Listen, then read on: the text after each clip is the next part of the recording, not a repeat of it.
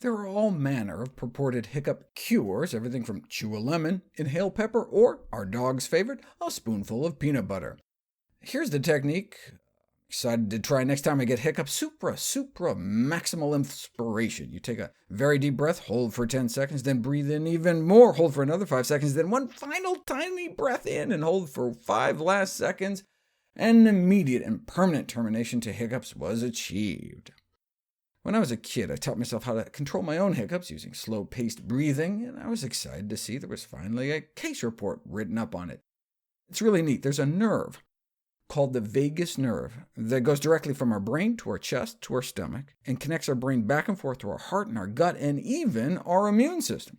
The vagus nerve is like the hardwiring that allows our brain to turn down inflammation within our body. When you hear about the mind-body connection, that's what the vagus nerve is and does. So there's been increasing interest in treating a wide range of disorders with implanted pacemaker-like devices for stimulating vagus nerve pathways. But certain Eastern traditions like yoga, qigong, and Zen figured a way to do it without having electrodes implanted into your body. Let me explain how. A healthy heart is not a metronome. Your heart rate goes up and down with your breathing. When you breathe in, your heart rate tends to go up. When you breathe out, your heart rate tends to go down. You can pause this video and test it out on yourself right now by feeling your pulse change as you breathe in and out. I'll wait. Isn't that cool? See, that heart rate variability is a measure of vagal tone, the activity of your vagus nerve. And so the game to play next time you're bored is to try to make your heart rate speed up and slow down as much as possible within each breath. This can be done because there's a whole other oscillating cycle going on at the same time that's speeding, then slowing your heart rate based on moment-to-moment changes in your blood pressure. And as any physics geek can tell you, all oscillating feedback systems with a constant delay have the characteristic of resonance, meaning you can boost the amplitude if you get the cycles in sync. It's like pushing your kid on a swing. If you get the timing just right, you can boost them higher and higher. Similarly, if you breathe in at just the right frequency, you can force the cycles in sync and boost your heart rate variability. And why are we doing that again?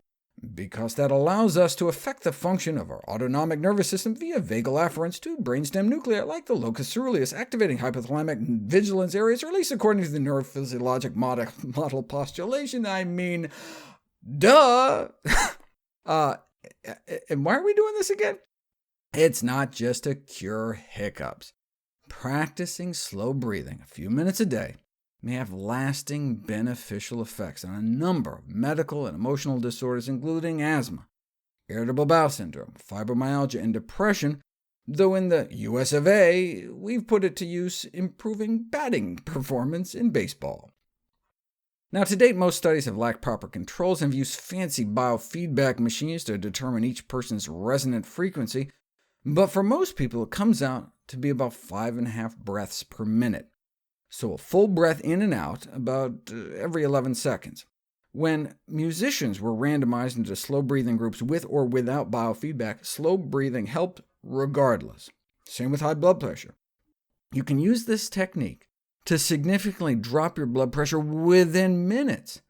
The hope is if you practice this a few minutes a day, you can have long-lasting effects the rest of the day breathing normally. Practice what exactly? Slow breathing. 5 or 6 breaths per minute, split equally between breathing in and breathing out. Should do it. So like 5 seconds in, then 5 seconds out, all the while breathing shallowly and naturally. You don't want to hyperventilate. Natural, shallow breaths, but just breathing really slowly.